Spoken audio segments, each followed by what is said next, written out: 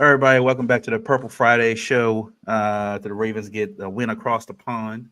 But first, we want to have our co-host Trey was there in London, London town.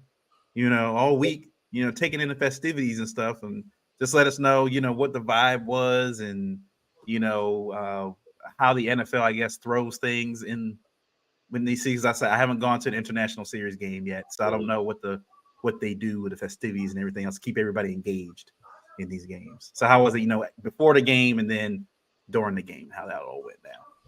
Yeah, it was a really good experience. You can tell that they're starting to get used to hosting these games over there. The NFL did a really great job with just organizing all the events surrounding the game, leading up to the game, during the game. Like it was they really hosted it really well to the point where I think obviously they're going to keep increasing the amount of games they're going to be having over there and things like that. They kind of mastered it at this point.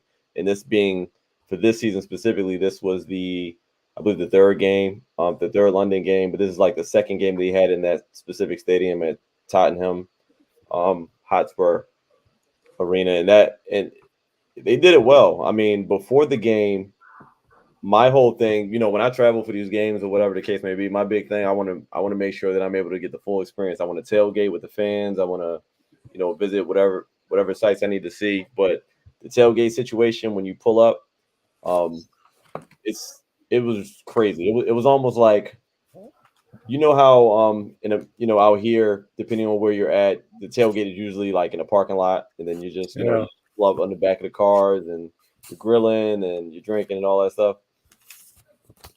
For this stadium is one big strip. So everyone catches the train to the stadium. Really, hardly anyone's driving to the stadium. Is everyone's on a train. So it's kind of crazy. But if you get there early enough, it was doable. We got there like a good 2.5 hours early, maybe pushing 3 hours early. So we were down there, and it was already kind of madness. But when we got to the stadium, it's like a strip, and it's literally just all pubs, bars, restaurants, the whole nine, and it's just a free for all. Like everyone's just loading up on beers and food, and it wasn't like a parking lot type situation. It was kind of like you're just chilling on like a Bourbon Street type situation before the game. So that was kind of crazy because I'm sitting here like, wow, like people about to walk into the stadium blasted because this it's just so easily accessible. It's not like super long lines to anything.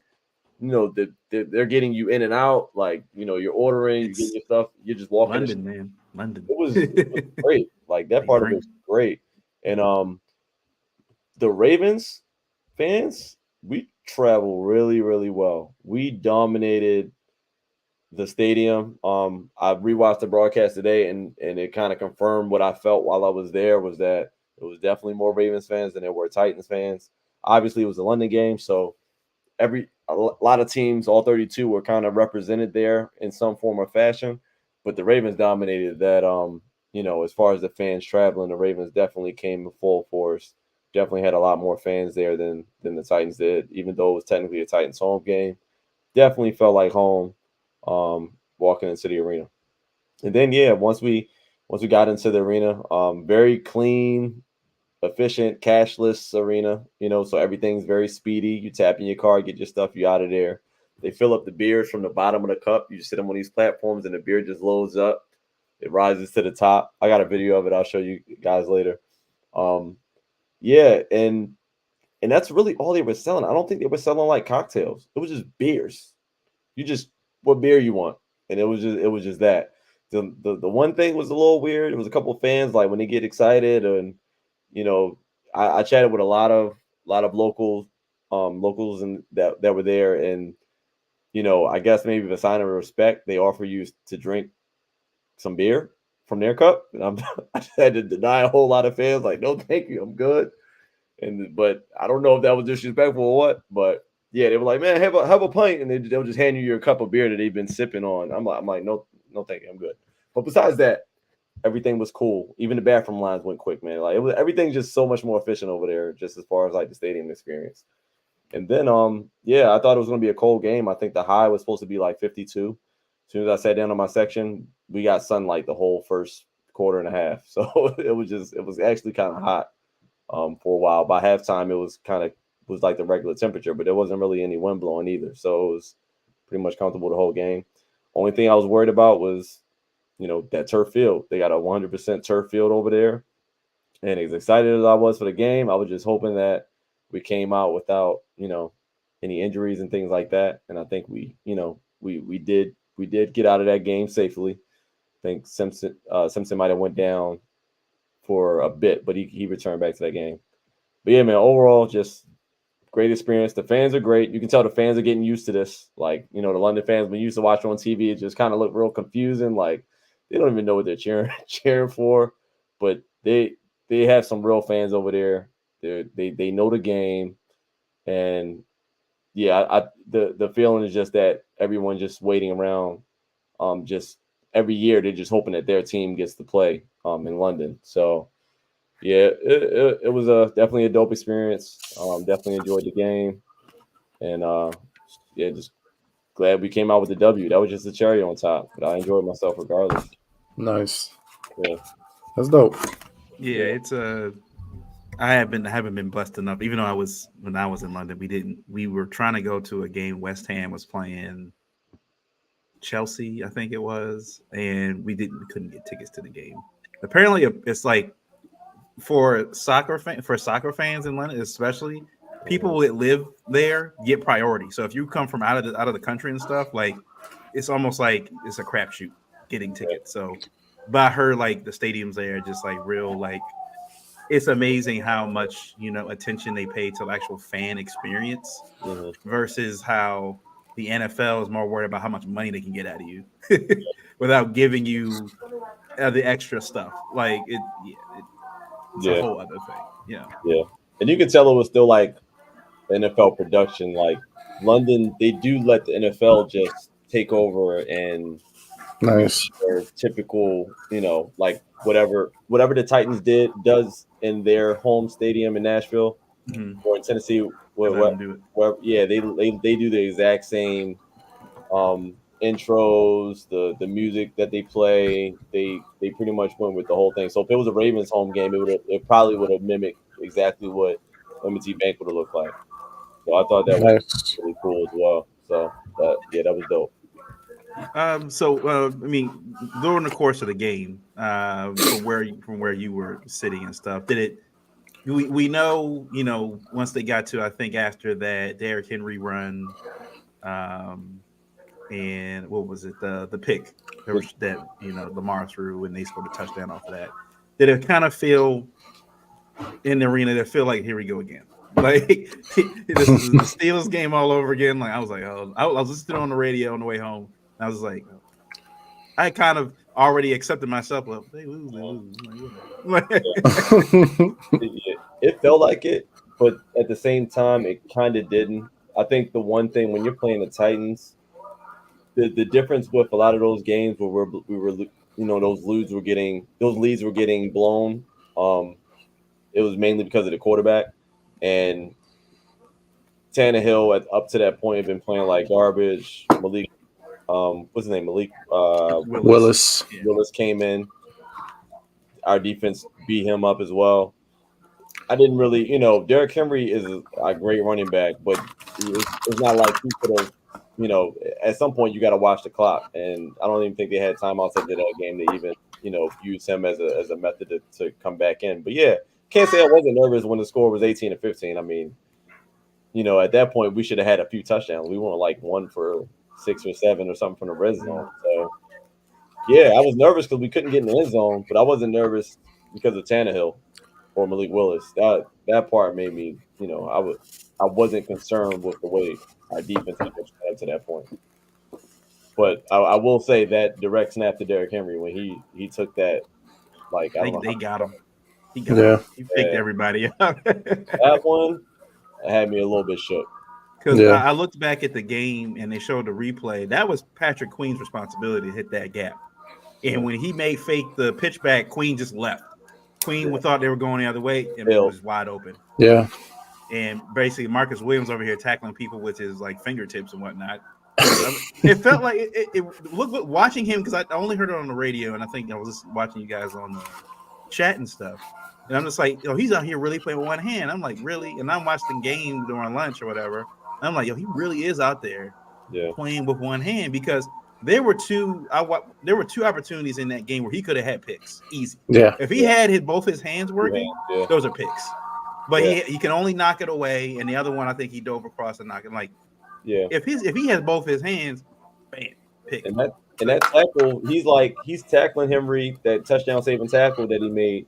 He's tackling with one arm with his shoulder, and you can tell he's trying to protect himself from the other shoulder getting contact. So he's like doing double duty there. Yeah.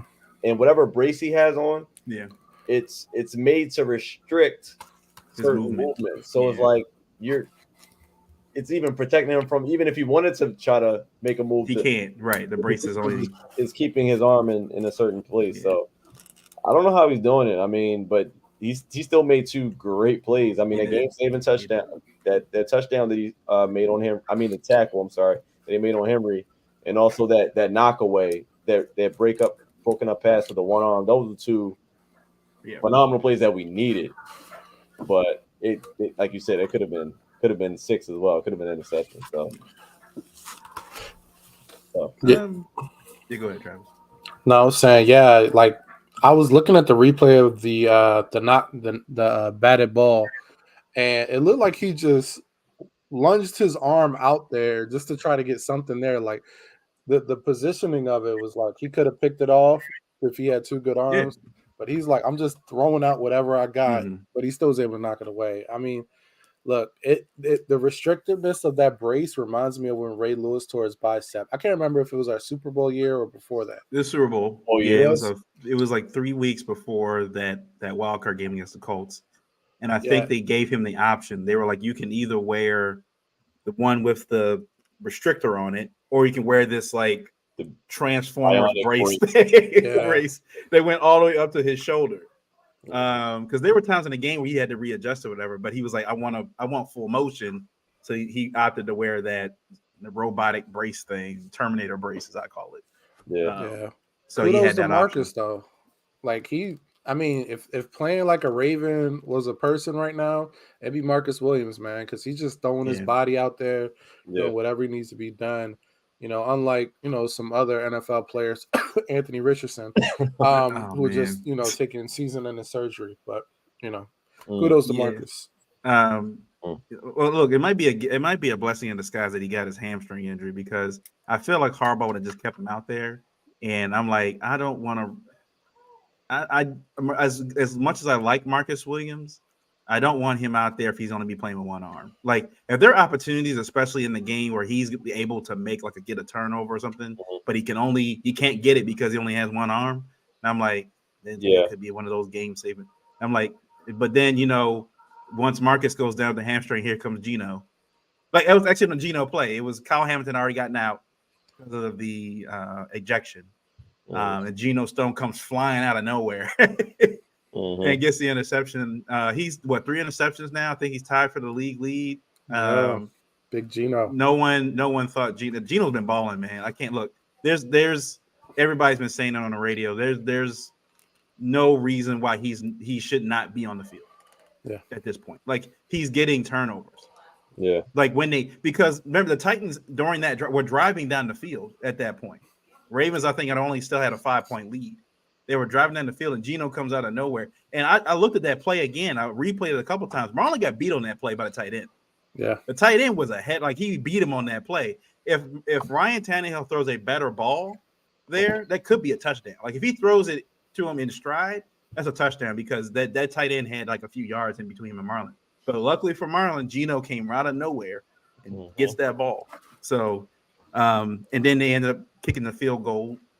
That definitely puts them up, I think, by 8 at that point. So, I wanted to get your guys' opinion. Now, a lot of people had some criticisms about the ejection of Kyle Hamilton. No one really had an issue with the flag. Like, okay, it was helmet to helmet. They're gonna call it every time. But it was like, you're gonna eject him? Even the guys on the radio were like, you're gonna eject him for that? Like, I've seen guys getting hit in the head all year this year, same kind of hits, never got ejected. And one of the guys made a good point on the radio, was like, this is the London game. It's a nationally broadcast game on the NFL Network, and they're trying to market this game across to another group of people in another country, another continent, and they don't want to bring that brand of football to that side of the pond. They said, frankly, if this was a 1 o'clock game or even a 4 o'clock game, no, it wouldn't have cared. He would have gotten the flag. He would still been in the game. But because of where it was and when it was, is why he got ejected. So it was like, which is why here we are sitting Wednesday. Everybody's expecting, is he going to get suspended for a week because of that hit? I haven't heard anything. If anything, he's going to probably get a fine, and he'll continue to play. But what did you guys, when you Trey, you were there and the ejection happened? You guys, everybody, I was confused. They were like, "Is he ejected? Like, what's going on?"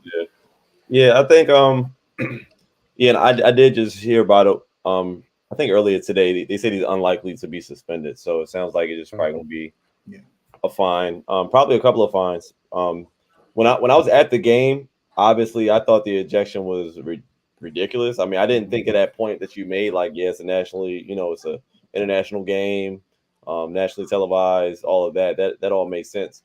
But from the stands, I couldn't tell how crazy it was, but he did show the replay, and I was like, oh wow, that was a crazy hit. But I still didn't think it warranted an ejection at that point until today when I saw the whole game back on the broadcast, and I realized the first guy, I think it was a tight end, Josh Wiley? Yeah, he hit him good too. Josh Wild. He was getting tackled, I think, by PQ and one other player. They already had him, he was going down, and Kyle Hamilton came out of nowhere and just smashed him like right on the helmet, and he got a concussion from that. So the fact that happened in the same game, and then you put this hit that was even worse than that one right after in the same game, okay, that warrants an ejection. I couldn't. Yeah, they may have kept that in the back pocket. Like, if he does it again. Yeah, and I don't even think they called him for the first. Yeah, they didn't flag it at all. Yeah, they didn't. But even though they didn't call it, I think you put two guys out of the game. I mean, two concussions. They're going to do that every single time. So even if the flag wasn't there, he getting ejected, I guess, is still warranted. But he's going to pay a hefty price. So I'm not mad at the ejection after rewatching it. While I was there and throwing beers back, of course I was pissed. But after I came back home, settled down to rewatch it, I'm like, oh, okay, he knocked two of their players out with concussions, both of them on offense. Yeah, it was pretty much warranted. But he's going to feel it in his pockets because he's going to get a fine for both of those hits. And hopefully he continues to come with that passion, that heat on the field. I don't want this to deter his play because keep hitting, man. Big part of his game right now, and I want to keep seeing it. But obviously, hopefully he can just find a safer way to do it.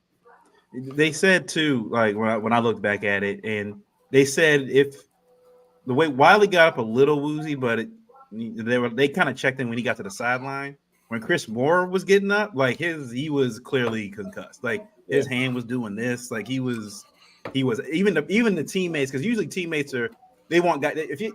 Guys want to keep playing, right? They usually, like, if they don't want to draw too much attention to themselves, that they get hurt like that. But even his teammates were like, nah, man. Like, no, you're in trouble. Like you need to stop. Like he was trying to get there, whatever. They were like seeing that on TV. I think also was like, yeah, we gotta Hamilton now.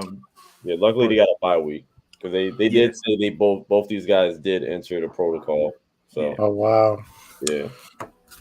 Yeah, and look, I mean, neither one looked in like I'm gonna knock you out. Like it's just I'm trying to make a play.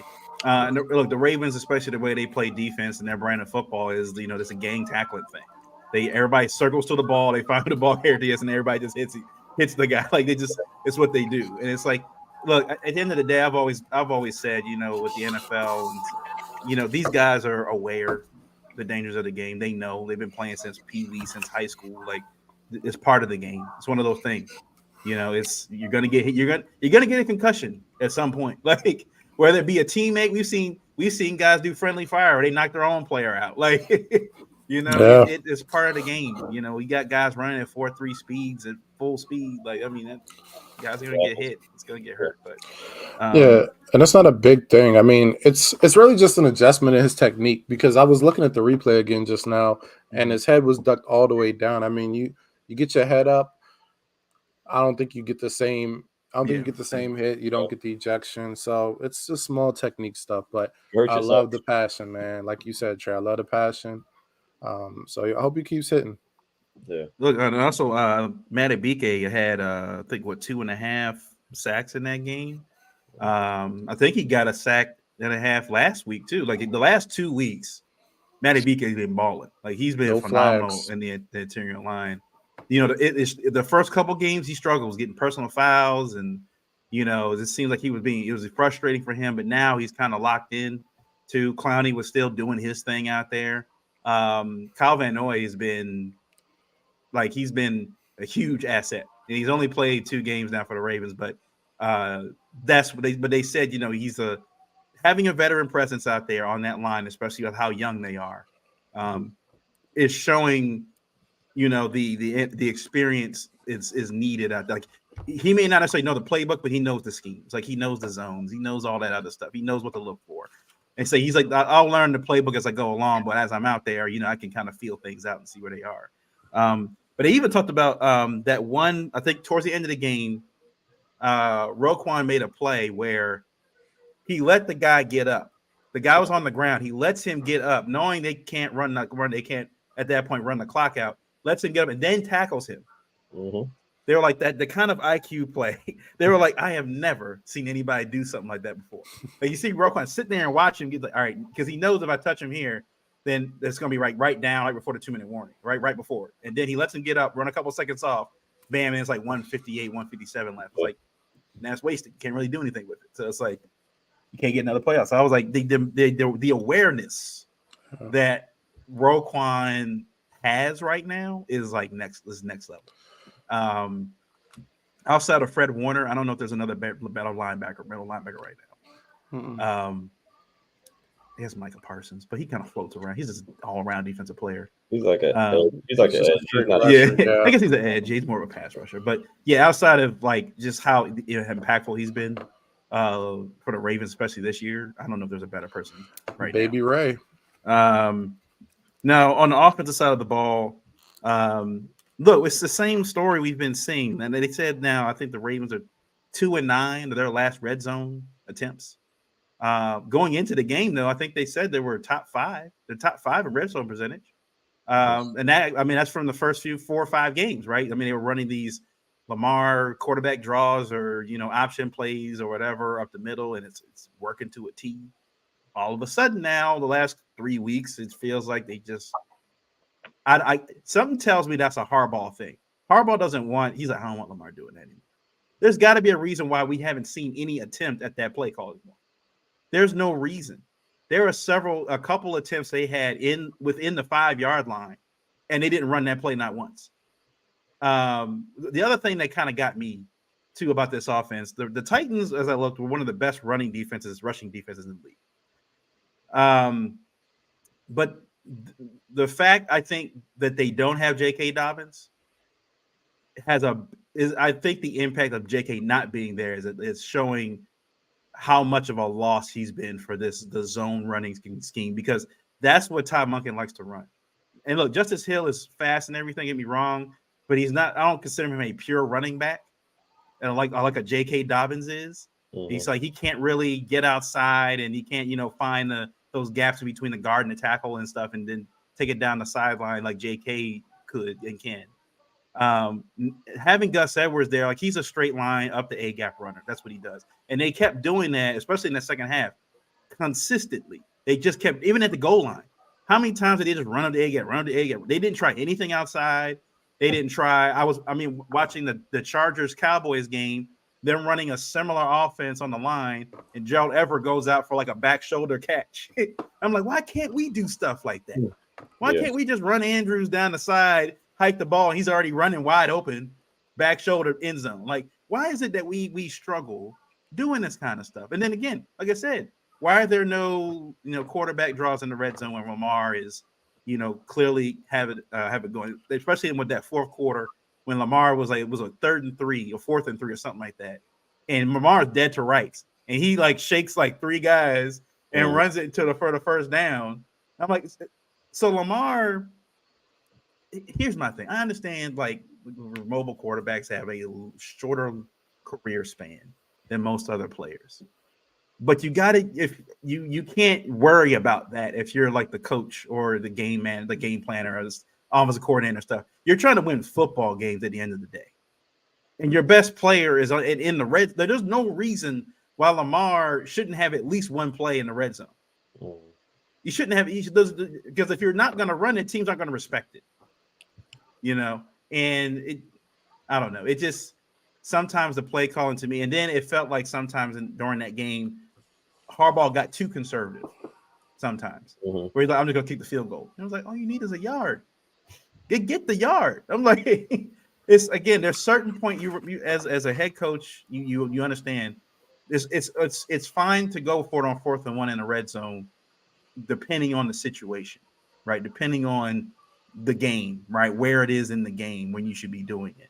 And I felt like a couple of times that Harbaugh, because he didn't use Tucker the last couple of weeks, felt like he needed to overuse him. I think Tucker kicked 6 field goals in this football game.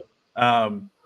But even then, after the Titans scored their touchdown, it was 5 points. It was like, here we go. So I'm like, my question, I guess, for you guys, when do you feel like this Ravens offense, if ever, is going to just press down a little bit on the gas pedal? Yeah, I think what you're seeing is exactly what you said. I think it's a little bit of overcompensating for the mistakes that he made in that Steelers game, with us not taking the points and leaving points out there on the field. And also, I think it's also a combination of the opponent. I mean, our defense was playing so well. I think he just probably wasn't concerned with the field goals, being an issue, because I guess we were playing well. So he's like, it's not going to be a big deal. We're pretty much holding them out the end zone just as much as they're holding us out the end zone. But we're at least getting in the red zone way easier. So I think he was just kind of overcompensating for that. You're right about the running back situation. J.K. is definitely missed. The running backs that we have now are really good backs, but they're one-dimensional. Justice Hill, he's good at what he's good at, and Gus Edwards, he's good at what he's good at.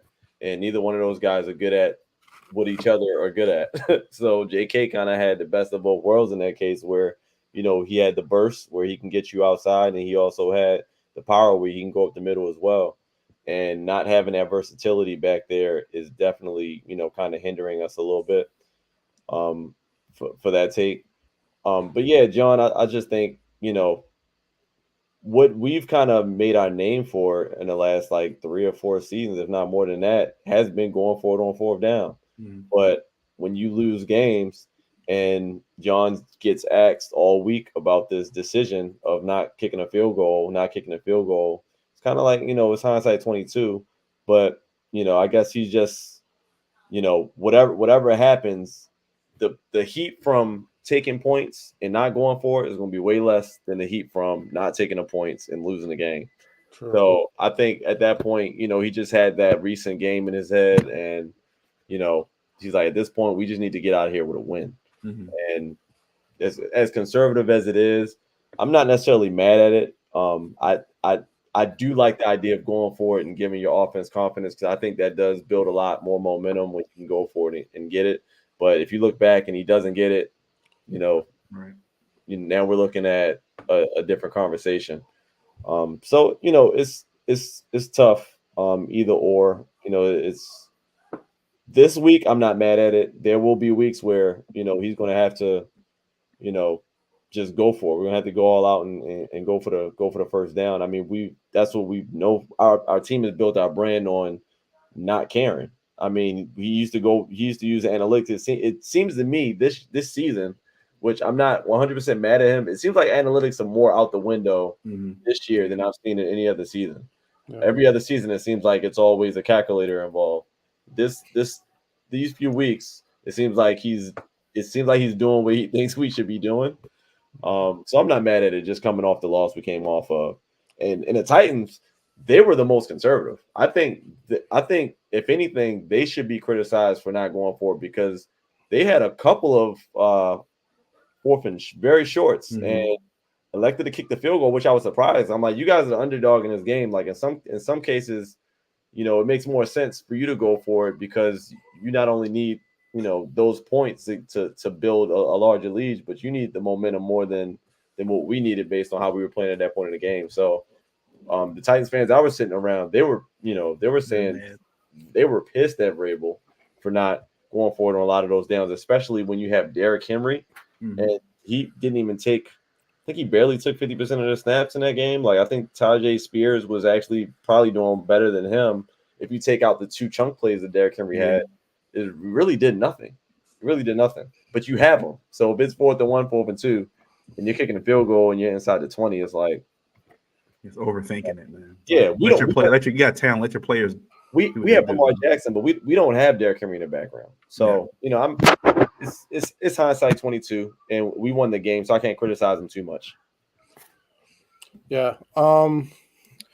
My criticism is this offense gives us 2 quarters of great offense, and then 2 quarters of mediocre, inconsistent, mysterious, don't know what you want to do, indecisive, conservative offense. Every single game. It's like we see that flash, we get all excited, our adrenaline gets going, and then it's like blah. And I don't know what it is. The other thing I'm saying is like we have a lack of identity inside the red zone. We don't know what we want to do. Even in the weeks that we were successful, there were moments where we were like, remember week 1, they threw that same screen to Zay like 4-3. Well, they threw it to Odell, then to Zay. And Nelson got it too, right? 3 times in a row. I think on the next drive. But it was like, what do we want to do? What is our identity inside the red zone? And similar to what Miles says, what has been our identity inside the red zone the past 4 years that has worked for us? Mark Andrews, Lamar Jackson, with a mix of Gus Edwards. I think the key for us is we have to make Lamar a triple threat inside the red zone. A threat to hand it off, a threat to pull it and run, and a threat to throw it.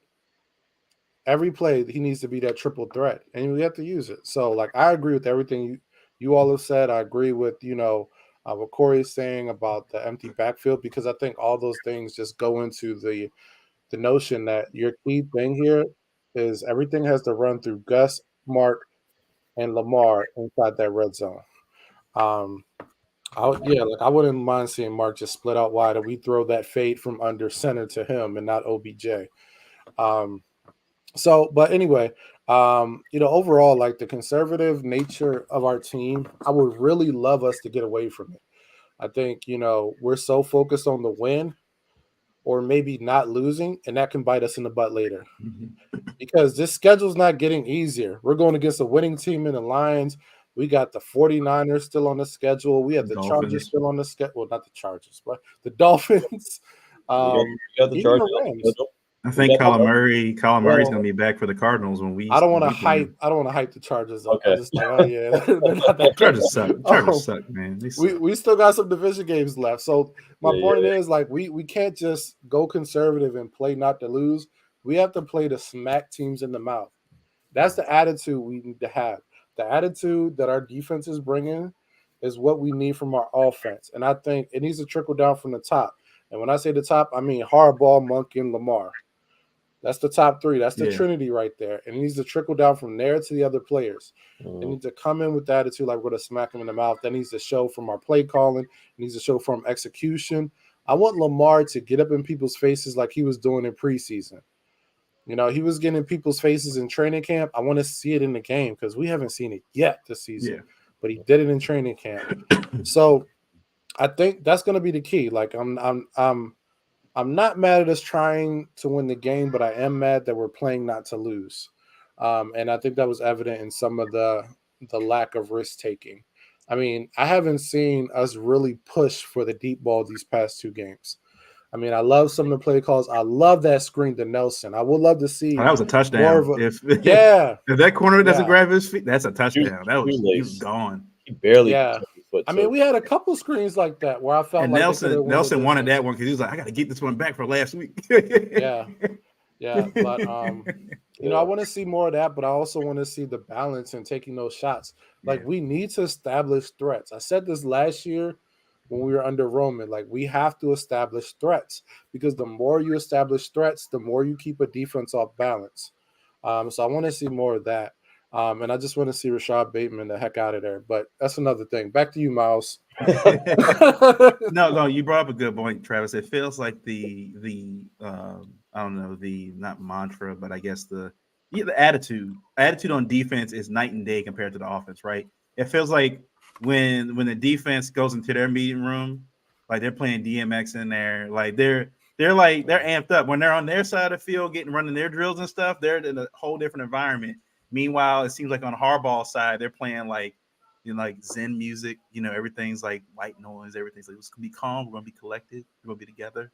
It's like on the other side, like we're ready to hit people's people. Look at Kyle Hamilton. Kyle Hamilton knocked 2 guys out this week. I mean, Yeah. and Kyle's not the biggest guy, like size wise, but clearly he knows how to hit dudes. Like he knows how to hit them in the field. So it's like, but you're right. The offense is like, it doesn't feel like that side of the ball wants to attack. Now, look, I think Lamar deep inside wants to. I think Lamar wants to do that. But I think Harbaugh has a little bit more control, I guess, on what the offense does, has a little bit more say in what goes on with the offense than the defense does. And I think it shows. I think they do get to a point. We saw, I think, in Lamar had completed, I don't know how many times we've seen this year already. Lamar he will complete like the first 8 passes, no incompletions. He did 7 of 7 for 99 yards to 7 different targets. Yeah, how many times have we seen that already this year, right? The first 7 to 10 scripted passes or whatever are completions, nonstop completions. Like he's not missing anyone. They even said so. Apparently, I was watching all 22, and the guy was saying that if you look, the play when the play that Odell caught the slant across the middle, that was an audible by Lamar. Lamar saw something. He switched. He was doing something with his hand. He basically switched the play and told Odell just cut inside. He saw him right there. Bam. Then he got Odell as well. The Aguilar play was audible. Yeah. So what we're seeing now, the progression. Lamar week to week now is getting more comfortable running this offense, and I think, like you guys said, I think a few shows ago, is that the end goal, I think, by towards the end of the season, is that Lamar has full control of this offense, regardless of what Harbaugh says, right? So if Lamar is seeing something, it's similar to a safety coming up, or they're playing the 8 in the box or something, he sees a deep shot available, Lamar's just going to take it, regardless of what Monken and Harbaugh say. I'm taking this shot. I trust my guys. We're taking this shot. Because they said that in training camp, the lack of deep passes, even in training camp, that they rarely even practiced it seemed like. But in order to beat teams like the Dolphins and the Chiefs and stuff, you're going to need these huge chunk plays. You're going to need 40-yard, 50-yard gains. You can't just hope to throw a 5-yard slant and your guy takes it 50, 60 yards. Mm-hmm. There are going to be some occasions where, to keep them honest, because it's Lamar Jackson and you got Gus back there, and who knows, maybe Keaton Mitchell starts to ball out or something now that he's active. You got to keep them honest and not let them stack the box like that. Keep them honest. So I'm hoping as these weeks go on, Lamar will see something like, nah, we're going to check out of that. We're going to this, even though I think though. I was going to say, the Monken has to get the receivers in order. Like, I don't know what it is, but it's starting to, the miscommunication to the receivers have been like steadily increasing week by week. I counted 4 passes that were clear miscommunications. One was to Zay Flowers. It was a short pass, but opening from one side to the other. Same thing with Bateman on the interception. Bateman was supposed to open up come back to the outside based on where the defender was positioned. He came back to the inside. That's why Lamar threw it straight to the sideline there. So that was an interception. Andrews, there was one where he was supposed to go deeper than what he did. And the last one was what was it? It was and Beckham, the one where he was on the sideline standing by himself. Yeah. Miscommunication, breaking from one side to the other, and he was alone. So, like, I don't know what's going on with the miscommunication with the receivers, but something has to tighten up there, because there's been a lot of yards just left on the field, just off of simple miscommunication plays. And as good as Lamar's has been, like, these are the little things going forward week to week is going to take us to the next level offensively. A lot of this stuff is happening on crucial downs as well. So that's one thing that we got to get cleared up. That's like the main thing that I noticed also when I was rewatching the game. Yeah, and it's another part about this too is that offensive line is. I wouldn't say they're bad, but they're not good either. Like they're pretty mediocre right now. Like Stanley, I don't know if he's gonna. He may be done. Like to be honest with you, like he's not blocking the way he should, and they're not. The bad part about the way that run game looked on Sunday was they weren't getting to the second level at all. Like their guys, usually the Ravens run game are able to knock their guys down and able to get to the linebackers and the safeties and block them upfield. They were doing none of that. None of it. Like on those third and short plays, they were getting no push. Even on that direct snap to Mark Andrews. There's a direct snap to Mark Andrews that the Chiefs run all the time, and there was no push. I don't want to see that play ever again. They tried. I remember they did that a couple years ago. Didn't they do that a couple years ago? It was last year, yeah. Last year, and it didn't work then. I thought he did it earlier this season. I could be wrong. I think he got one. I think he did. I think he I don't want to see that again this year. I will give Harbaugh props. We dog him all the time, and he deserves it. But he tucked that red flag back into his pocket. He was like, I don't want to challenge the give. I want this play dead. He finally tucked the red flag. He finally didn't throw it. He was thinking about it. He wanted to throw it so bad. He finally tucked it. We usually see him throw that. So shout out to him for not throwing that flag. He was clearly short. He wanted to throw it so bad. Before we move on to the next topic real quick, what was I going to say here? Ravens offense, they pointed out, are 10th right now in the league in points per game in the first half. And in the second half of every game, they're 20th. Big drop off. Not good. Yeah, top 10 in the league first half. 20th. You can't be like that. If you're going to get up against the top teams in the AFC, you're going to need to be at least equal. Top 10 in first half and second half scoring points, because you can't keep doing this. Like I said, we've seen it for weeks, and people have been calling the radio saying the same thing about this conservative mindset of this offense. And there are plays down the field to be made, but this conservative offense in the second half is leaving these are professional football players. 32 teams. If you allow them to get back in the football game, they will get back in the football game. Yep. And we've seen it too many times now under Harbaugh. Mm-hmm. So you get the Lions coming up this Sunday. I don't know. Look, everybody's been Stephen A. Smith got on top of his list now, number one team. Everybody's on the Lions bandwagon right now, and the funny thing is that we're both going to be our toughest contest this season. The Lions haven't really played anybody.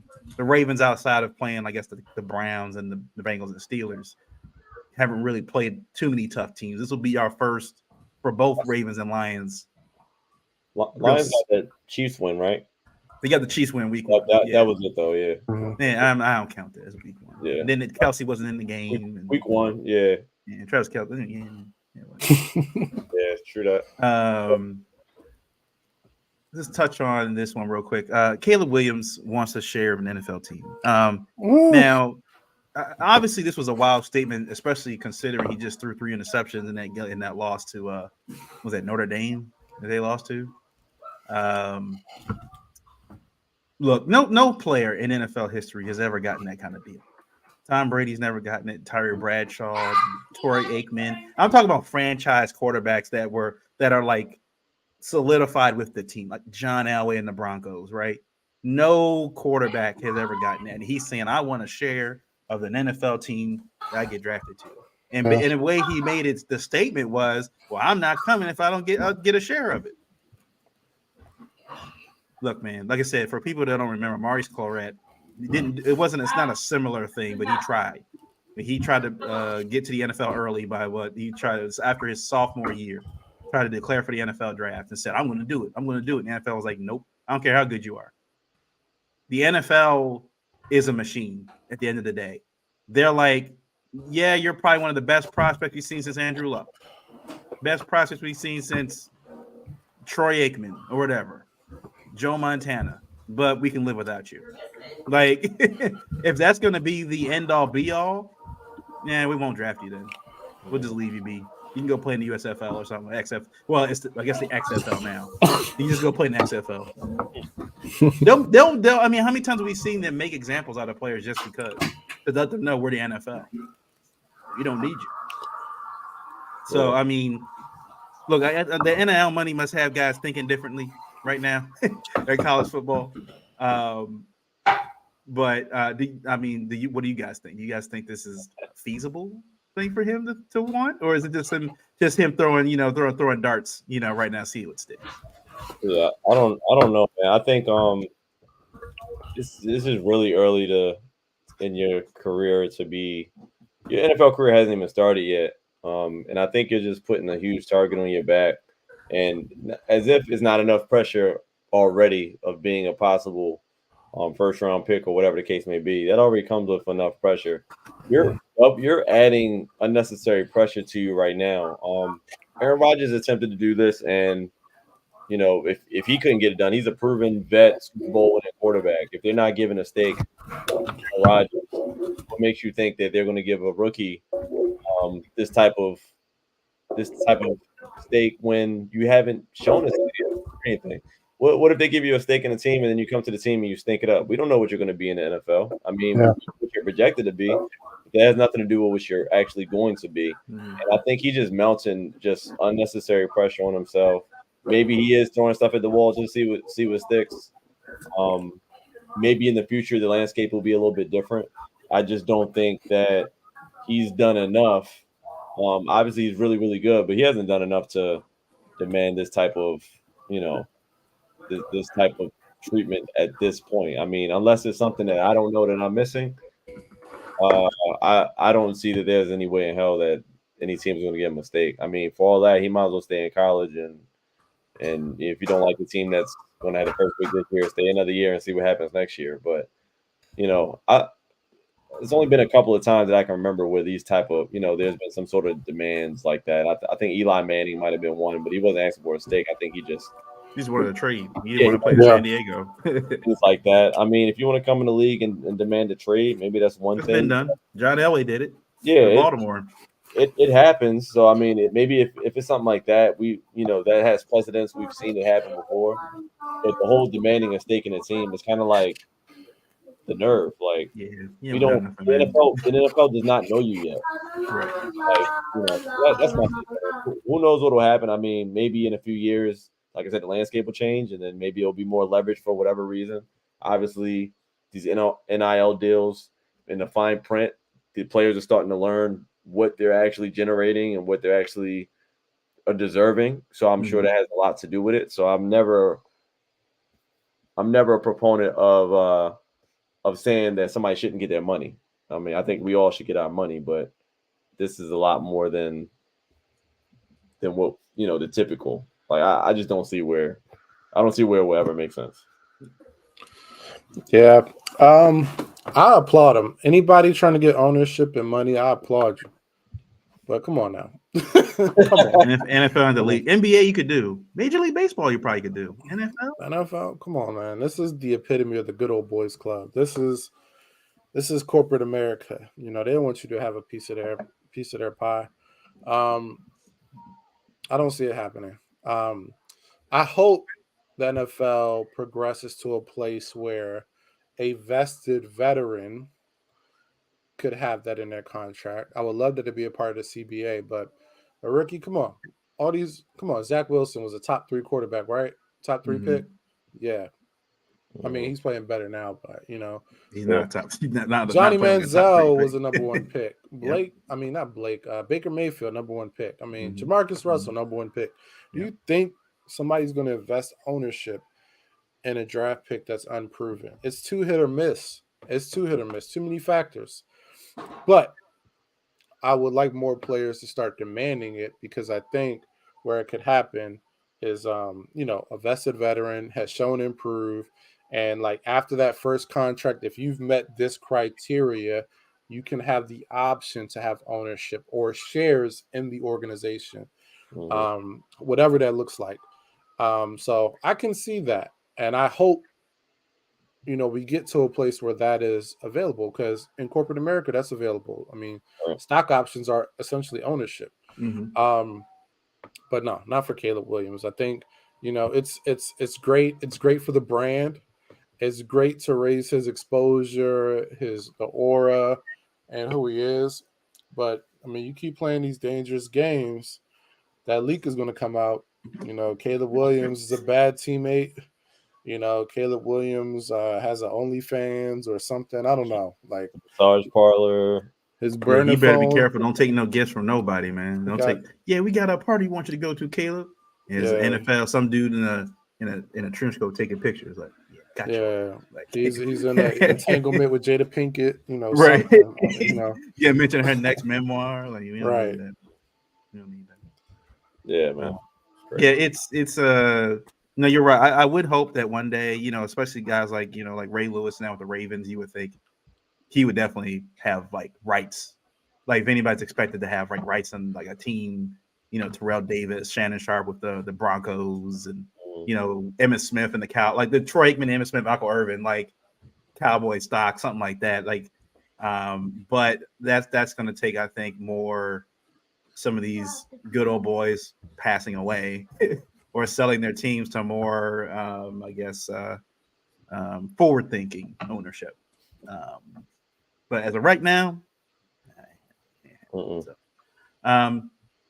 other Week 6 news, we saw obviously today we saw Anthony Richardson, since you mentioned it, Travis, that he got shoulder surgery that's going to end his season now. He played.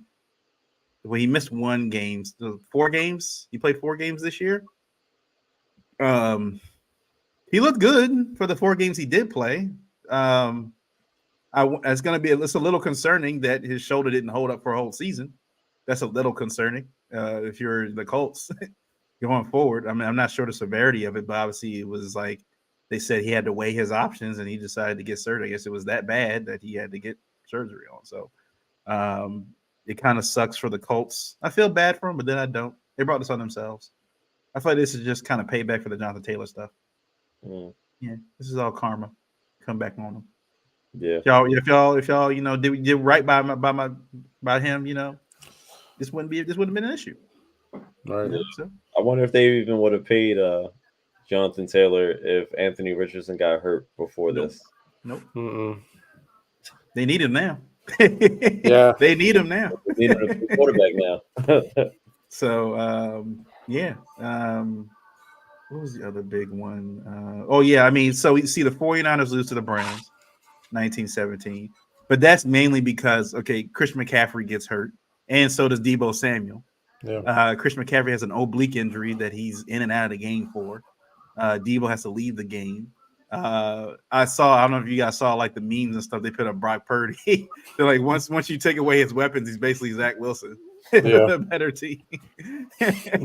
I mean, I've always said, I think, look, Brock, here's the thing.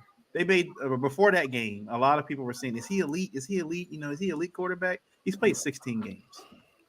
He's played a full season at this point, 1 year. And I'm not a Ben Roethlisberger fan, but I did like the quote he said a few years ago. He's like, we got to stop talking about these guys in year 1 and year 2 like they're the guys already. Like let's wait to see where they're like in year 5. When they hit year 5, let's see where they're at. He's like, there's a lot of guys that had 1 good year. There's a lot of quarterbacks that had 1 good year and then stinking up the rest and are not in the league anymore. So he's like, we got to stop crowning guys. And look, I'm not gonna say he had a horrible game, but it showed if I've always looked at Brock Purdy as another version of Alex Smith. A better Jimmy Garoppolo. He doesn't turn the ball over like Jimmy does usually. He can find Deebo. He can find Brandon Ayuk. Kittle. Like he knows where to throw the football. He's pretty efficient with it. But it shows that if he doesn't have those guys around, like he's going to struggle a bit. If he's got to make those throws to guys he's not really comfortable with, and that can make elite catches or make elite runs and stuff like that to get down the field, and he's got to throw down the field to get there, it's going to be a little bit of a struggle. So look, he's only played 16 games. He has every opportunity to get better. We saw Tom Brady was a 6th round draft pick, and look where he is in history.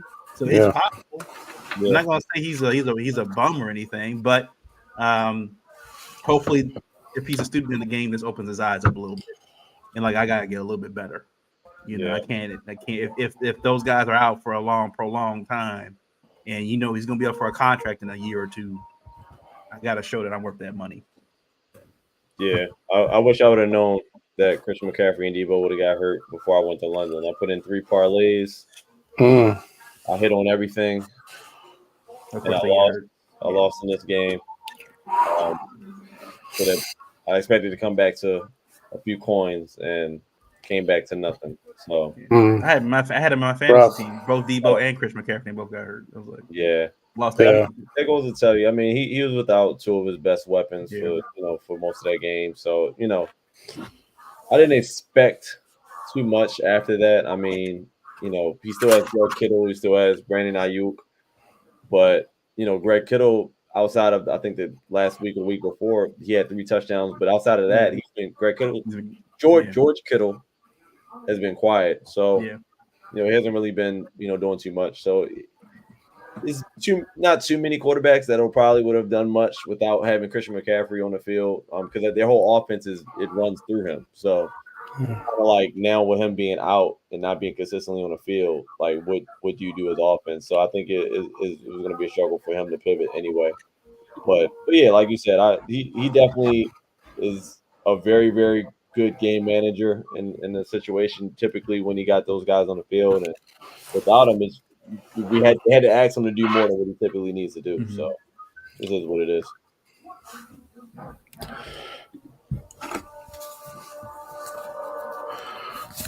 All right, so No, go ahead.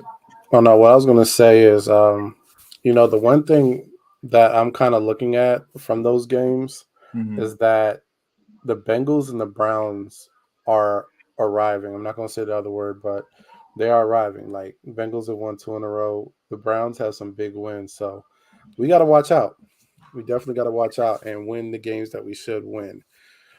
So we got to keep an eye on these teams because if the Bengals get going, I mean, they could be a dangerous team. Yeah, as long as if Burrow, he's played well the last 2 weeks now.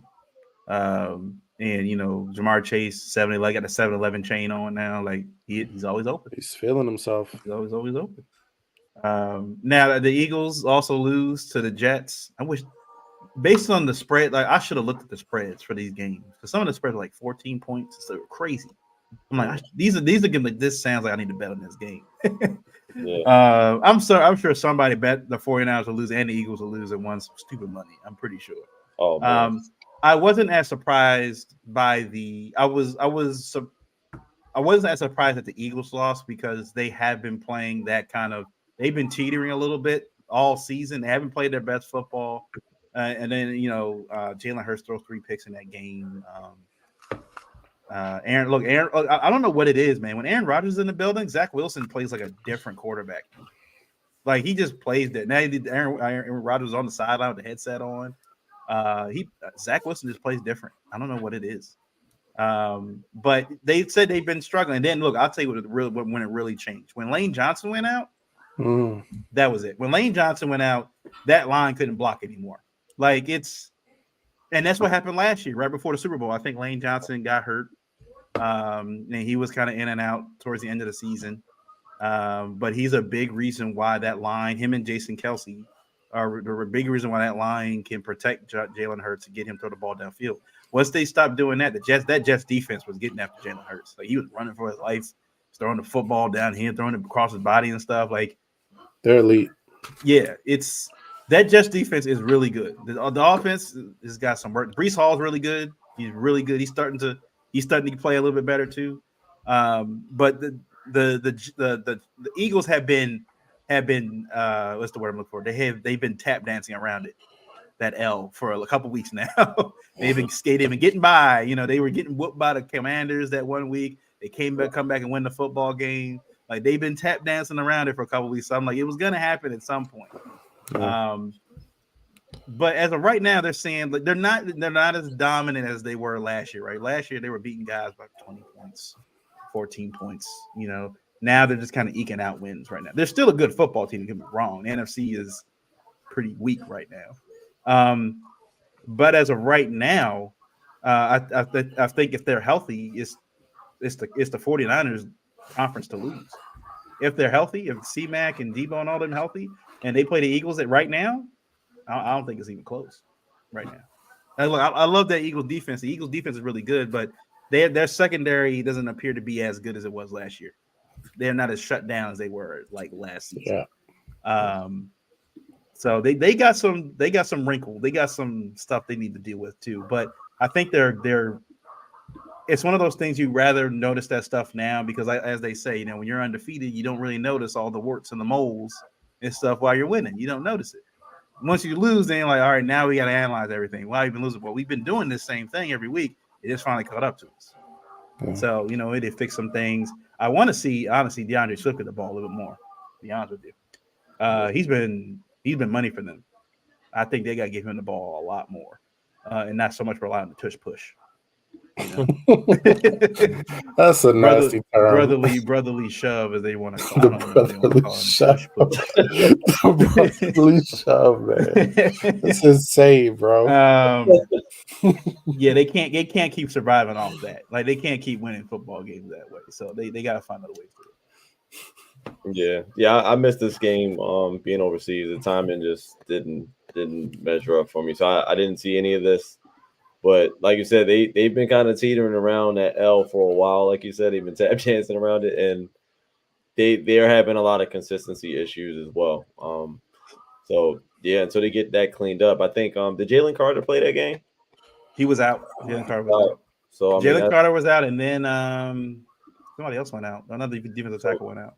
So you got a couple D tackles that were out, and you also had, like you said, Lane Johnson, which is the biggest piece that probably explained a lot of why Hurst has been struggling, and he's been also, even before that, like in other games, he's been doing a lot of like overthrowing guys too. So like it's a couple of things going on. I think they'll be fine, but I do agree with you.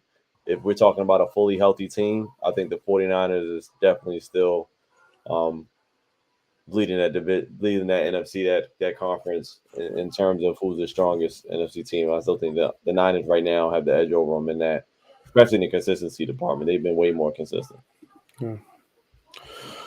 Yeah, I mean, Eagles, they knew a loss was coming because they've been saying week over week, like, we haven't been playing great football. Mm-hmm. Like, their record was not indicative of how they've been playing. And to be honest, the Jets have been improving every week. I mean, when you look at that Chiefs game, that was kind of a springboard. Like, okay, we may have something here. We may can salvage this season. And they were able to go out. They pretty much dominated the Broncos. And then coming into this game, they were kind of just hyped up. That defense came to play. Zach Wilson did what Zach Wilson had to do. And Philly just didn't show up. I get the injuries, but I mean, I'm starting to feel like there is a Super Bowl hangover. The record doesn't say it, so I can't look at the record and be like, oh, they got a Super Bowl hangover. But when you watch through the eyeball test, they just have not been playing well. They've been kind of just like playing, just doing enough just to get by. And when the team comes in ready to play and you're playing that way, they're going to smack you in the mouth. And that's what happened here. I mean, Jalen Hurts, 3 picks. I mean, we talked all week. When are we going to talk about him being worth his money? Because he has clearly they had a segment ready for year. Lamar, right? Yeah, segment was ready for Lamar, not worth the money. Jalen has a bad game. No, it's fine. Jalen, it's a bad game. When's the last time Lamar had a 3-pick game? Right. But Jalen had a rough game. So there's that passion of last year is missing from this Eagles team. Obviously, they have coordinators missing from last year. But they have a lot of soul searching to do. I know it's one loss and you shouldn't hit the panic button, but this has been building over weeks. And, this is one of those situations where if you don't start the course correct because you have been sleepwalking, you can see more losses starting to add up. And then you're catching yourself looking in the mirror like, what is this team? So, we'll see what happens with them. Yeah. And I got my dates wrong with the Germany game. The Eagles actually play the Dolphins Sunday night football. Eagles. Love that. That's going to be good. Now like you said, we're talking about the injuries mounting up. Reed Blankenship, I think one of their safeties has out with a rib injury. He did not practice. Lane Johnson with his ankle did not practice. Bradley Roby shoulder did not practice. Devontae Smith with a hamstring did not practice. Jalen Carter with the ankle limited. They're hampered right now going against one of the hottest offenses in the NFL. They could be another L this week. This coming this week, they could get 2 straight. So it looked like they were going to lock up the NFC East, and then here come those damn Cowboy fans. Damn Cowboys, like they just can't. It's like roaches, man. It won't go away. It won't go away. But yeah, that should either way still be a good game. And you saw they brought in Julio Jones. Was it yesterday or this morning? They strictly brought him in to help Devontae Smith catch football. That's all. He's been struggling. He's been struggling this year, Cat, because he looked like Nelson Aguilar out there. He would drop like at least 3 of them during that game. That's surprising though, because his scouting report was that he had hands. Yeah, he's so good last year. I don't know. Yeah, like you said, it's the Super Bowl hangover, right? They're in their own heads. It feels like they're in their own heads. All right, before we get here, let's talk about this Lions Ravens game. So right now the line for this game is -3, so practically an even game. I saw the weather is going to be around 66 degrees. It will be windy, extremely windy apparently, with like 20 to 30 mile per hour gusts. So not really good for kicking the football. So that kind of eliminates your best weapon in Justin Tucker, unless you can find breaks in the wind during the game or something, or if it's one of those north to south winds or something. I think the Ravens Stadium is set up east to west. I think it's east to west. So hopefully the wind is blowing either east to west, and they kind of figure out if they want to kick whichever side. I'm actually going to be at that game. I'm going to that game. But like I said, again, Lions are coming in 5-1, Ravens 4-2. David Montgomery, I think, is out. He's hurt right now. So Jahmyr Gibbs is going to be their starting running back right now. Jameson Williams is officially back. He had, I think, a touchdown this past week.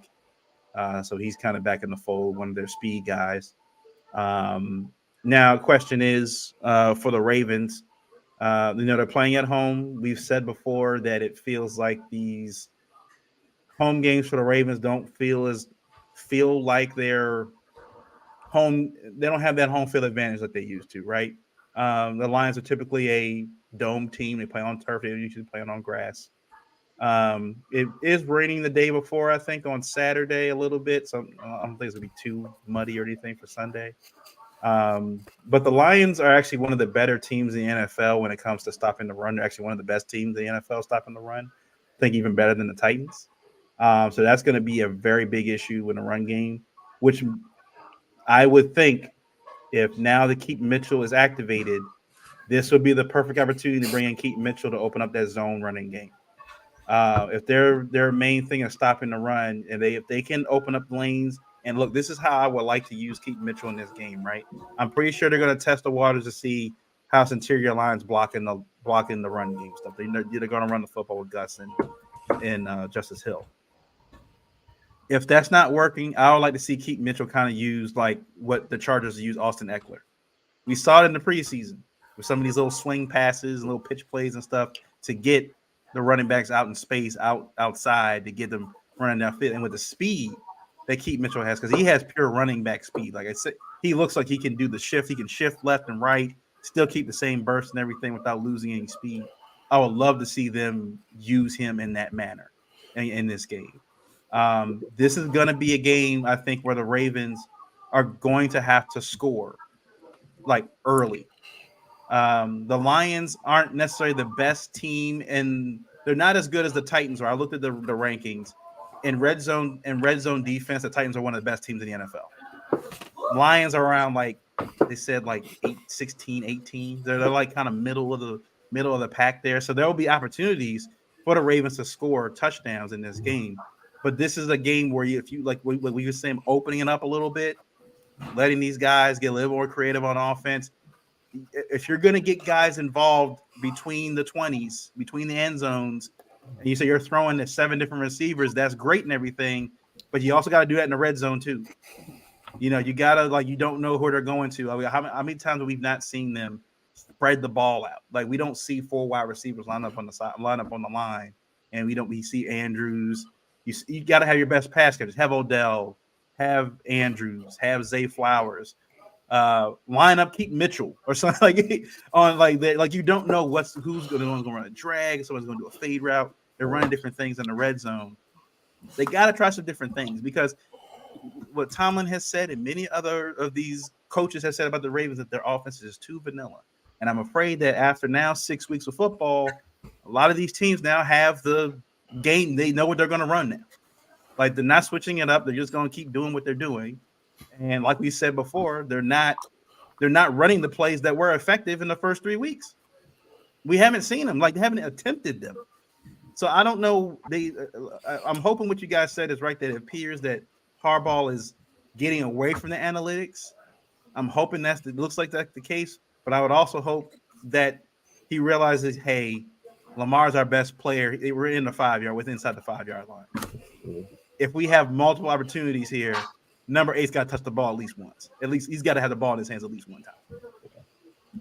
I mean, come on. So I think the key for this game is that the defense keeps doing what they're doing. They're getting pressure. They're leading the league in sacks. Or number 2 in sacks right now. Matabike is getting interior pressure now for 2 straight weeks, so that's key. Jared Goff is not a mobile quarterback at all, so I feel like if he gets pressure, then he's going to either throw it up high or he's going to throw it out of bounds or he's going to get sacked. So you don't really have to worry about him running around. I am a little bit worried about Jahmyr Gibbs, though, just because there's not enough tape on him right now. He had one good game this year. I think that one game that David Montgomery was out, and he had 80 yards on the ground. He is from Alabama. He was a really high pick coming out of Alabama, the running back. And I'm a little bit worried about what maybe he could do against that defense. But that's, I think, more of a situation where if this game's too close towards the end and that defense gets worn down because they're on the field too much, that Jahmyr Gibbs could cause them problems towards the middle of the game. So what we saw earlier, the Ravens are 10th in the first half, 20th in the second half. It's very apparent that, look, you're not going to fix this in one game. So in that first half, when you guys have opportunities, score touchdowns. I don't think field goal's going to cut it in this game. Yeah. Field goals ain't going to cut it in this game. You need touchdowns in this game. The one thing that did get on my nerves in that London game was I think it was around the 2-minute warning. And I think the first half and the 2-minute warning, the Ravens had the ball. And it felt like they were playing for the field goal. They weren't playing for the touchdown. They were clearly playing for the field goal. They didn't call a timeout until there were like 29 seconds left on the clock. I'm like, I'm sitting here watching the replay like, where's timeout? There's a minute 42 left. Like, you give you time to draw up a play, get downfield, try to score a touchdown. Again, the mindset in this game has to change. Dan Campbell is going to be aggressive. He's a former football player. He's going to be aggressive in this game. He's on this the away team. When they have a chance at the red zone, guess what? They're going to be trying for touchdowns. The Ravens have to have that same kind of mindset where we got to punch them in the mouth first. This is going to be one of those, boxing matches where, we can't let them get past the 5th round, 6th round.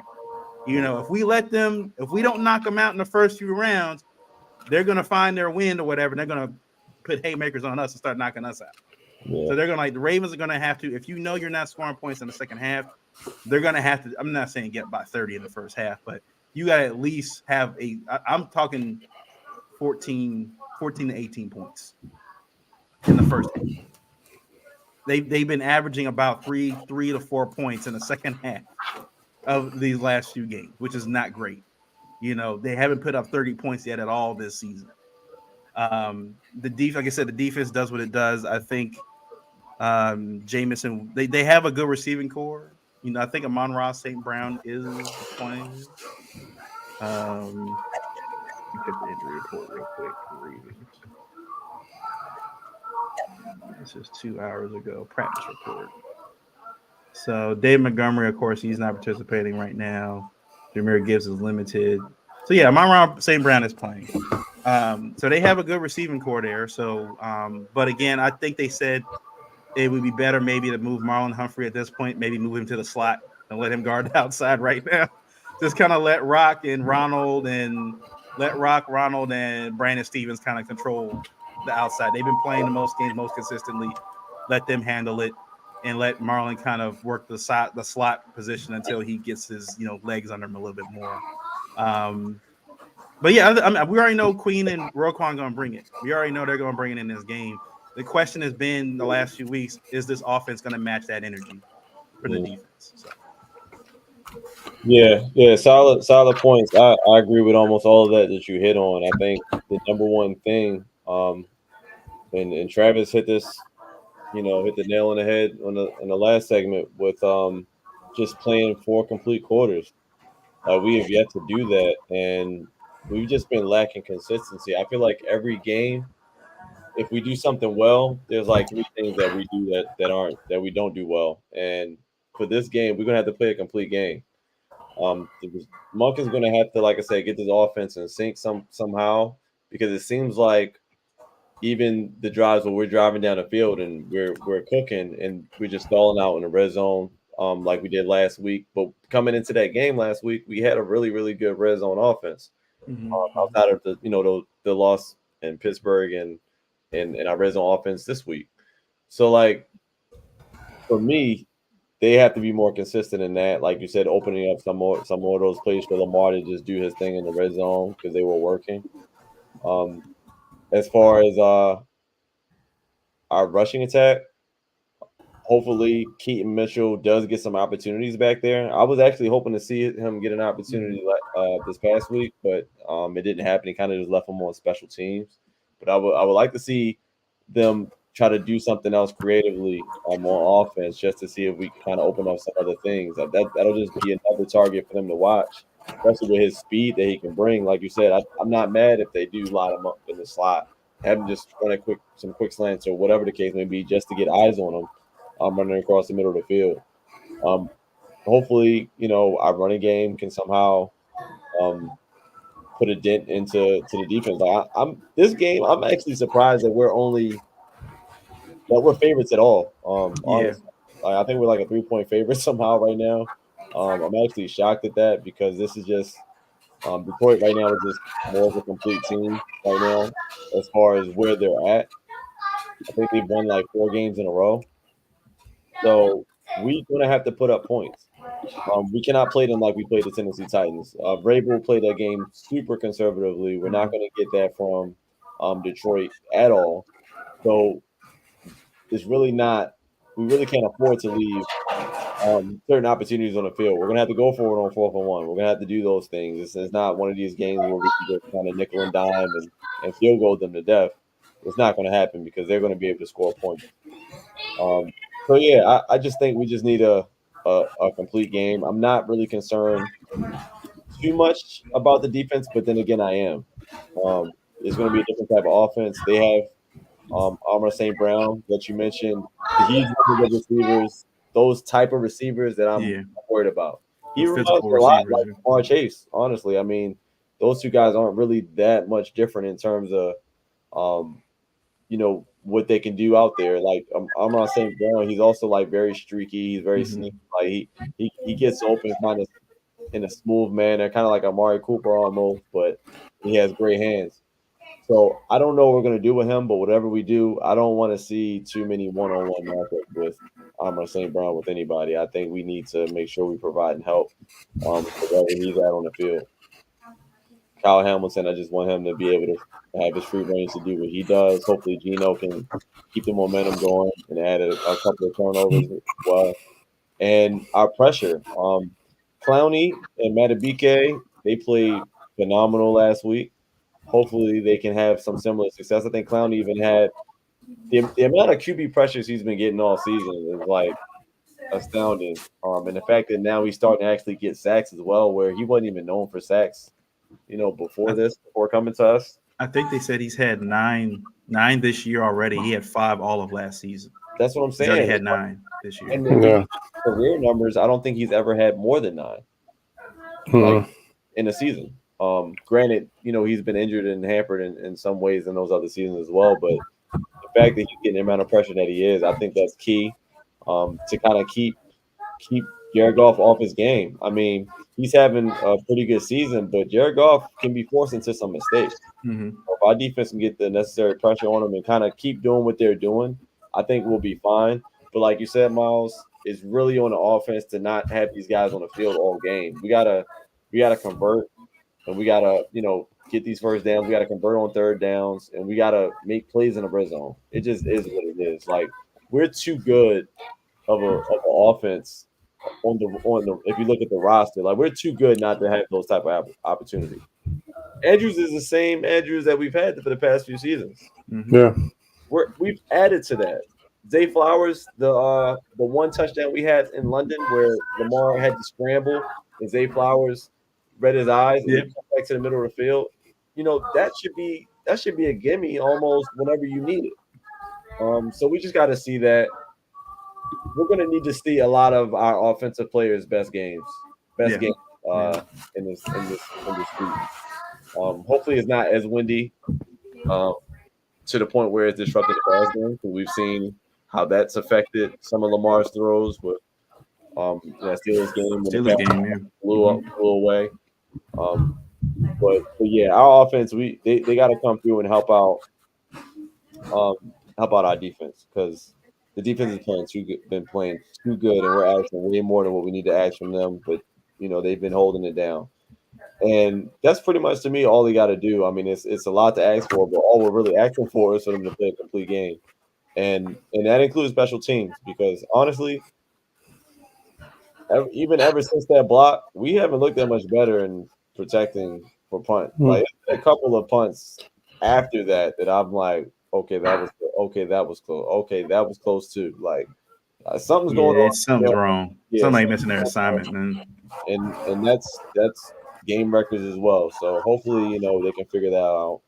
And yeah, hopefully we don't have to see Tucker as much this week, and hopefully we're just getting in the end zone. Like give Lamar the keys and let him drive, and I think we'll be all right. Yeah. My thoughts on this game have changed since Miles gave us the weather report. Because Detroit is susceptible to the pass. And my thought was like attack downfield, let Zay abuse them deep. Now it's a little different. I still think we could beat them in a passing game, but I think the important thing is going to be the intermediate, the short routes, mixing that up, getting guys in space. That's going to have to be it for this game. I don't know if their dominance against the run or even defensively has to do with who they played. Because I'm looking at Detroit, I'm like, who have they played or beat besides the Chiefs? Mm-hmm. The Chiefs. I mean, they're playing the Panthers, who are an abomination of an offense. Atlanta, whose quarterback is absolutely terrible. Oh man. So, I mean, it's kind of tough to really pinpoint like how good this Lions team is. They're good, but I don't know how good. So I think we can attack them in the pass game. I think we just have to execute. I think for 2 quarters every game, we have the right idea, and we go away from that. So I want us to be consistent. I want us to get the ball in our playmakers' hands. Yes, please bring Keaton Mitchell out, throw that running back wheel that is always seems to be open for us. It's always there. You know what I mean? And I want to see more of Zay getting those handoffs. I want to see plays off of that. I want to see Andrews involved more. I want to see a likely appearance. Yeah. They got to get another tight end involved, I think, for sure. Yeah. Like Corey said, they got to get another tight end involved. And I want to see Bateman on the bench. I mean, I want to see our receiving core of Odell, Zay, Algorithm, and mix in Andrews and Likely into that. So I think that's possible. I think that short to intermediate game is there for us. Attacking the middle of the field seems to always be there for us. I don't know what it is, but teams leave the middle of the field open for Lamar all day. So I want to see that. Defensively, Jahmyr Gibbs scares me more than David Montgomery. Jahmyr Gibbs has that game-breaking ability where he can just break one on you. And that's scary. I know there's not a lot of film on him. He probably is not going to like gash us in between the tackles or just gash us all game. But I think there are 2 to 3 plays where he could he can break it wide open and make a huge impact. So that's scary. And I do fear him more than David Montgomery. I think the receiving core is also pretty scary. I think we'll have to play a great game defensively. I think Kyle Hamilton is going to have to set the tone if any of those guys come across the middle. I think Roquan and Patrick Queen are going to have to play a great game. This is a big test. This is a big test. Like I said, I don't know how good Detroit is, but they're good. You don't go 5-1 and not be good. Right. They beat the teams that they're supposed to beat, so that's the sign of a really good team. But I think if we execute on offense consistently for 4 quarters, attack them in the passing game, get our playmakers the ball, they catch the ball, protect Lamar as much as possible, I think we can come out with a victory. But I think those things are going to have to be key. And to touch on the special teams part, yeah, special teams is scary. I've never been a Ravens fan who was scared of the special teams play, except in the Billy Cundiff year. Mhm. I mean, we just had an extra point block last week, and the week before was the punt. That's 2 weeks where protection completely failed us, Yeah. and somebody has to answer to that. Like, And a close game, that's a river, man. You can't do that. it's not something that is Ravens football, so that needs to be addressed this week. If we see that happen again, heads are going to roll. I know some people be like, "Oh, it's special teams." No. This is an organization that understands the importance of that. So, it needs to be addressed. But, those are the keys to the game. I think, if we play our game, we should win. Yeah, it's this I think, Travis, you mentioned, I think in our May show when we were talking about the schedule. This is the time where they need to be going on their run, right? So I mean, you got the Lions this week, the Cardinals the week after that, the Seahawks, and then the Browns. Like this is a good schedule for them to go on a run here. The last few weeks outside of week 1 and week 2, the Ravens have gone win loss. You got to start stacking wins here. You got to start getting a little bit more confident in how you guys are playing and stringing things along. And this is a test to do it in. This is a team. I think the Lions are going to be in the playoff mix in the NFC. I'm not necessarily meaning you're going to meet them in the playoff in the Super Bowl, but if you want to, how are you going to play against playoff caliber teams? This is it. This is the team you're going to be playing. I mean, the types of team you're going to be playing. Now, look, as far as receiving cores, look, they've played not necessarily say the Steelers, but the Bengals receiving core was pretty good. Still got Jamar Chase out there and T. Higgins and them. So they've shut down some pretty decent cores, I think, this season already. This will definitely be the most. I think the Lions are one of those teams where they don't have a lot of elite players, but they play really good team football on both sides. Like on offense and defense, they just play good football. Aiden Hutchinson is starting to come into his own. Now he's no TJ Watt, but I'm a little worried about him against Morgan Moses or even Ronnie Stanley at this point. Hopefully that he doesn't wreck the game for them. I'm not sure the remedy is going to be. I think it is what it is at this point for off the line. I don't think they're going to make a trade or anything at the deadline or anything like that, but that is what it is. Corey did mention they showed on the Tyus Bowser show that he mentioned that he's out there practice and he feels good and everything, and we haven't seen him. I mean, he hasn't been designated to be active at all. But do you guys think that he comes back at all this season? I mean, he came in with that knee injury. They haven't specified what it is, and it doesn't seem to be healing on its own. Like it's been weeks, not counting all of training camp. With 6 weeks, hasn't done anything. Hasn't gotten better. Usually, we would hear like, yeah, he's on the practice field. He's running. He's doing some drills and stuff. He's not doing team practice. He's not doing any of that yet. He's not doing any of that. This could be the end for him.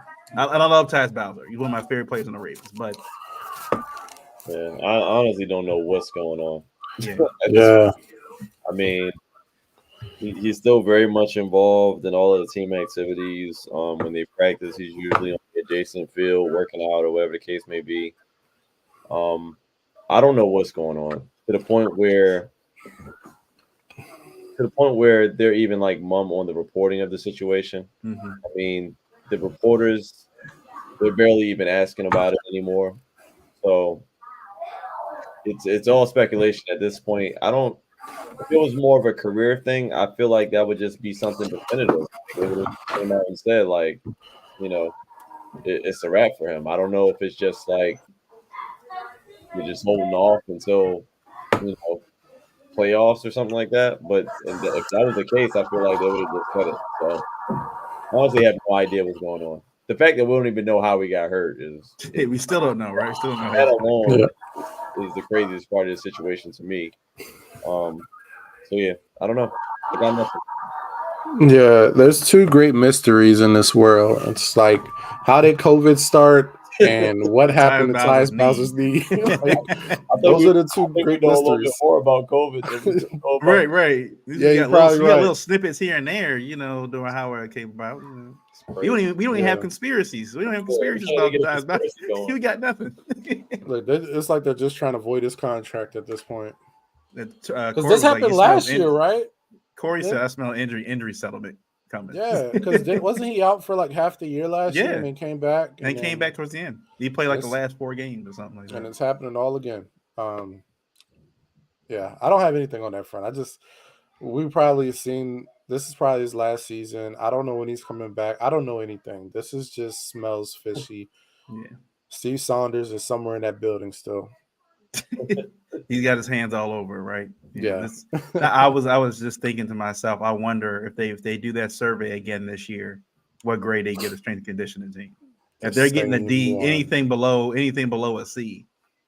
At this, I gotta see some improvement, right? If they're getting anything, they're getting a D or an F. Nah, man. Didn't fix the problem. Yeah. All right. So before we got here, scores. What you guys got? This is tough. This is a tough game to gauge. The Lions have been putting up, they've been putting up some points. I mean, they've been scoring average like maybe 20 something, but they have a couple of games where I think they beat the Panthers about they put up 42 points on them, and they put up like 31 in a loss to what was the game we lost? Seattle, I think. Yeah. And they put up another. So they've been putting up points. So it's kind of hard to gauge. And I mean, I know it's against sorry teams, but it's like when we play sorry teams, we can barely score. Can't even blow 20 points. Can't blow them out. But yeah, for some reason, as much as I think we're going to lose this game, I still feel like there's a chance. I do feel like there's a chance that we're going to win this game. I think we play well enough to win. I think we're going to put up 30 points for the first time, but I think it's going to be a really, really close game. I'm going 30-27 in this game, and that's a lot of points that I wanted to give to either side, to be honest, in this one. But for some reason, I just can't see, like every week, I just can't see Lamar going out there and just allowing that to happen again. Yeah. And it's not all up to him, but yeah, at some point, they're going to have to. This offense is going to have to play for Lamar. This offense is going to have to play for that defense. And I think it'll be a game like this week where they might be able to put that together. So I'm hoping that's what's going to happen. 30-27, Baltimore. All right. I'm not doing a 30-piece the rest of this year because every time I do it, I get let down. Yeah. But I do think we put up a decent amount of points. I think we give up some too because – I mean, they have a great receiving core, and Jared Goff is playing like, that last year on the Rams doesn't exist. So I think they can put up some points on us. I think they break a couple. I actually think they're going to hit us with a trick play because that seems to be what every team does against us. I have Tucker getting a field goal late in the game to seal the win, 26-24. Do you guys remember the last game the Ravens scored 30 points? Let's say last October or something like that. September 25th, 2022. Is that the third game of the season? Close. That's the last time they scored 30 points. That's why I keep predicting 30, man. It's got to happen at some point, right? Like, come on, you haven't scored in a whole year. In a whole year, you haven't scored 30 points. I try to give them grace at home, where okay, it's a home game. You know, I feel like we should put up points at home all the time, and we just haven't done it. I think the most we've scored this year is what, 28, 27, 28? Something like that. So 20, I think, is the most we scored. 20? 28. 28. Oh, 28. oh, okay. Yeah. No, Yeah. I think 28 is the most we've scored. Oh, okay. Which is crazy to me still. Yeah. Not having a 30-piece set is with this new offense, new coordinator, new players, new receivers. I don't know. I think I do think if we had JK for sure, we'd be putting up a lot more numbers. Yeah. Again, I think this game, Monken had an idea what this offense would have looked like with his own running scheme, and now that his best running back is not on the roster, I'm hoping Keith Mitchell provides some spark to that outside running game. I would like to see it. Now I'll say, because I'm going to the game, right? I'm going to the game. Mm-hmm.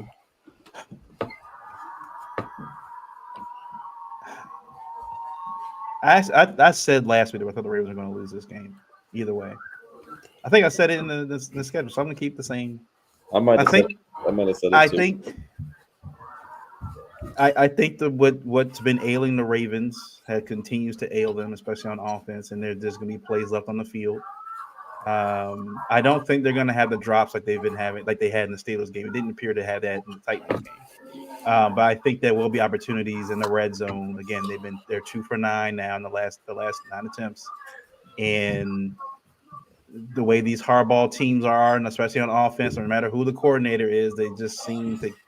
They had the same issues last year, right? They had the same problems last year. They couldn't score in the red zone, and you got a better, on paper, better talent that should be able to score within the 20-yard line. They still are finding issues where they can't. So, it's going to be a tight game. I'm going to say the Lions 24, Ravens 20. Ravens 20. Lions 24. Ravens 20. I hope I'm wrong. Yeah. I'm mad at that. We'll see. Oh, Prove yeah. us all wrong. Before we get out of here, Corey just posted it. I was watching Engraven videos. Apparently, did you see that there was a post-game fight between Odell and Jeffrey Simmons? No. I didn't see it, and I stuck around for a while. I didn't see it, but I did hear about it on Marlon's podcast. Marlon said he was going up to look like he was going to swap jerseys with Simmons, but Simmons still had his helmet on. He was like obviously looking for Odell. He's like, what's going on? So he's going to take his jersey off and stuff, but then after he sees Simmons is gone, next thing he sees is he says Rod, who Rodney apparently is their security, the head of security for the Ravens. And he called his name out. And he said, anytime he said, well, players, like, we hear Rod's name, then something's going down. Yeah. So they called him. They said next thing he knows, he sees is Odell and Simmons just throwing punches. They said Odell grabbed him by the face, man. They just start. I mean, they were a legit fight. But they said it stemmed from the PI call that Odell forced. That Odell got, by he flopped a little bit. He got that veteran call, but apparently he was talking. Yeah. They showed Odell going back to the sideline, still talking to Simmons, like talking trash.